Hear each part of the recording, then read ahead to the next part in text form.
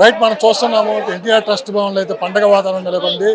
ముఖ్యమంత్రి అయిన తర్వాత చంద్రబాబు నాయుడు గారు మొదటిసారి ఎన్టీఆర్ ట్రస్ట్ భవన్ రావడం కూడా జరిగింది. జ్యోత్స్నాదేవి గారు మేడం ఒక పండగ వాతావరణం కనపడుతుంది.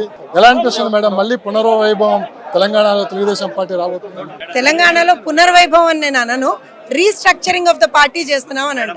ఎప్పటికైనా సరే తెలంగాణలో వైభవం అనేటువంటి తెలుగుదేశం పార్టీకి ఉంది. ఎందుకంటే వైభవం అంటే ప్రజల్లో మన మీద ఏ విధమైనటువంటి ఆత్మీయత ఉంది, ప్రజలు ఏ రకమైనటువంటి అభిమానం చూపిస్తున్నారనేది. ప్రజా సమస్యల పట్ల అనుక్షణం గత 10 సంవత్సరాల నుంచైనా, అంతకు ముందర 10 సంవత్సరాలు అంటే మేము అధికారంలో లేని 20 సంవత్సరాలు కూడా తెలంగాణలో ప్రజాపక్షంగా మేము పోరాటం చేస్తూనే ఉన్నాం. మా ఈ పోరాటం ఎక్కడ ఆగదు. కాకపోతే మేము ఇవాళ రోజున పార్టీని రీస్ట్రక్చరింగ్ చేసుకుని 28 ఎలక్షన్ల కల్లా తెలంగాణలో కూడా తెలుగుదేశం పార్టీ జెండా రెపరెపలాడే విధంగా ఒక నిర్దిష్టమైనటువంటి ఒక కార్యాచరణతో ముందుకు వెళ్ళబోతున్నాం. కేసీఆర్ గారు ఒక మాట అన్నారు, దేశంలో డర్టియెస్ట్ పొలిటీషియన్ చంద్రబాబు అన్నారు. కానీ మళ్ళీ అదే చంద్రబాబు నాయుడు గారు ముఖ్యమంత్రిగా తెలుగుదేశం పార్టీ ఎన్టీఆర్ ట్రస్ట్ భవన్లో అడుగు పెట్టడం, నిజంగా వీళ్ళందరూ ఒకప్పుడు చంద్రబాబు నాయుడు గారి దగ్గర వర్క్ చేయడం, ఇవన్నీ చూస్తుంటే అలాంటి వ్యాఖ్యలు చేయడంపై మీరేమంటారు? కేసీఆర్ వ్యాఖ్యల్ని ఇంకా మీరు పట్టించుకుంటున్నారు అని అంటే మీకు చాలా టైం ఉన్నట్టు లెక్క. ఎందుకనంటే కేసీఆర్ అనేటోడు ఎంత డర్టియెస్ట్ పాలిటీషియనో, ఏ విధమైనటువంటి ఒక మాటలు మాట్లాడాడు అనేటువంటిది అందరికీ తెలుసు. ఇంకో విషయం చెప్తున్నా, ఎవరెవరైతే బీఆర్ఎస్ టీఆర్ఎస్ వాళ్ళ పార్టీ పేరేందో వాళ్ళకే తెలియదు, టీఆర్ఎస్ బీఆర్ఎస్ వాళ్ళకే తెలియదు.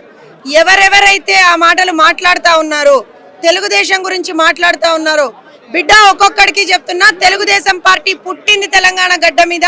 ఖచ్చితంగా రేపొద్దున తెలంగాణలో కూడా ఒక బ్రహ్మాండమైనటువంటి శక్తిగా మేము ఉండబోతున్నాం. ఖబర్దారనే చెప్తున్నాం.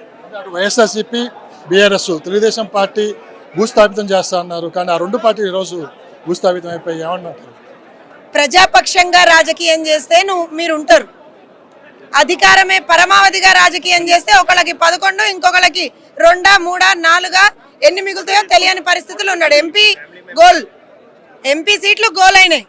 రేపు పొద్దున అసెంబ్లీలో కూడా తన పార్టీ మీద గెలిచిన వాళ్ళు ఎంతమంది ఉంటారో కూడా తెలియలేనటువంటి ఒక అయోమయ పరిస్థితిలో ఫామ్ హౌస్ లో కూర్చొని ఆలోచిస్తున్నటువంటి వాళ్ళిద్దరి గురించి మాట్లాడేటువంటి తీరిక, అంత టైము మా దగ్గర అయితే లేదు. మేము ప్రజాపక్షంగానే ఉన్నాం, ప్రజాపక్షంగానే పోరాటం చేస్తాం.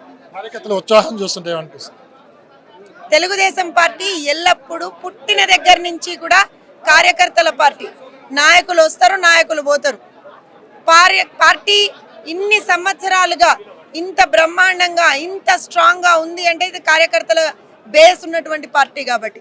అందుకే ఇటు తెలంగాణలో కావచ్చు, అటు ఆంధ్రప్రదేశ్లో కావచ్చు, యావత్ ప్రపంచం మొత్తం కూడా ఎక్కడైతే తెలుగుదేశం పార్టీ అభిమానులు ఉన్నారో, ఎక్కడైతే తెలుగుదేశం పార్టీ కార్యకర్తలు ఉన్నారో వాళ్ళందరికీ కూడా శిరస్సు వంచి పాదాభివందనం చేసుకుంటా ఉన్నాం. ఎందుకంటే మీరు చేయబట్టే ఇవాళ రోజున తెలుగుదేశం పార్టీ ఇంత దిగ్విజయంగా ఆంధ్రప్రదేశ్లో కావచ్చు, ఇంత దిగ్విజయంగా మిగతా ఎక్కడైనా సరే ఉండగలుగుతోంది. మళ్ళీ ఒకసారి చెప్తున్నాం, కార్యకర్తల బేస్ ఉన్నటువంటి పార్టీ తెలుగుదేశం పార్టీ. ఎవ్వడూ కూడా తెలుగుదేశం పార్టీని టచ్ చెయ్యలేడు. జగన్మోహన్ రెడ్డి గారు అన్యాయంగా దాడులు చేస్తున్నారు మా కార్యకర్తల మీద, పద్ధతి మార్చుకోవాలని చెప్పి కొన్ని వ్యాఖ్యలు చేయడం కూడా జరిగింది. దీని మీద జగన్మోహన్ రెడ్డి గారు, మాజీ ముఖ్యమంత్రి జగన్మోహన్ పులివెందుల ఎమ్మెల్యే ప్లీజ్ నాకు ప్రతిపక్ష హోదా ఇవ్వరా అని అడుక్కున్నటువంటి ఒక ఎమ్మెల్యే. ఆ ఎమ్మెల్యే మాట్లాడేటువంటి మాటలకు మీరు రెస్పాండ్ అవ్వండి మేడం అని అంటే ఏం మాట్లాడతా నేను? చంద్రబాబు నాయుడు గారికి ఏ కాఫీ ఇస్తున్నారో నాకు ఆ కాఫీ ఇస్తేనే నేను అసెంబ్లీకి వస్తా, నాకు ఫ్రంట్ బెంచ్ ఇస్తేనే నేను అసెంబ్లీకి వస్తా అని కండిషన్లు పెట్టే ఎవరు జగన్మోహన్ రెడ్డి గురించి మాట్లాడాలా? హింస అనేటువంటిది ఎవరు చేసి చూపించారు గత 5 సంవత్సరాల్లో? నువ్వు చేసి చూపించావు.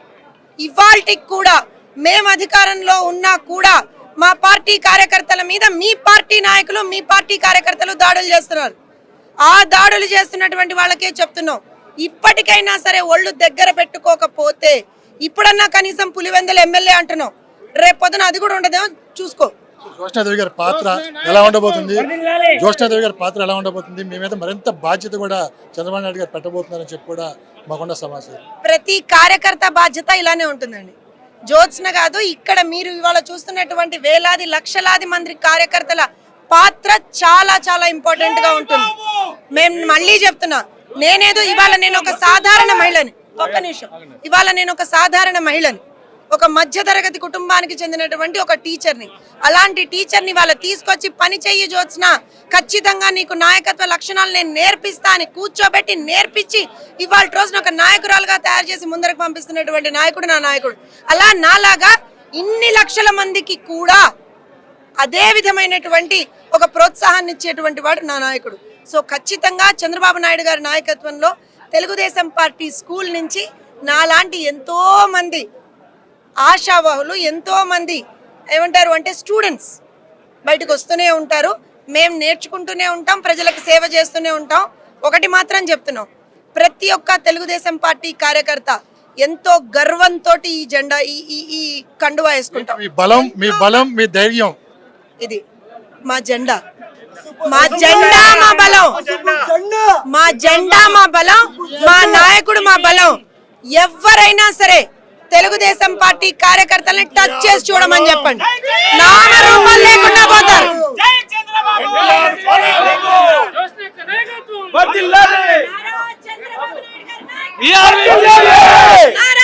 చంద్రబాబు నాయుడు గారి నాయకత్వం.